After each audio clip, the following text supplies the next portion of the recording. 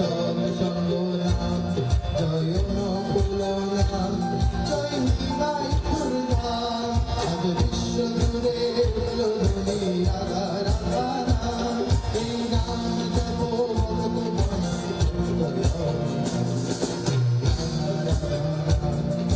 সব সঙ্গ নাম জয় নকুল নাম জয় নিমাই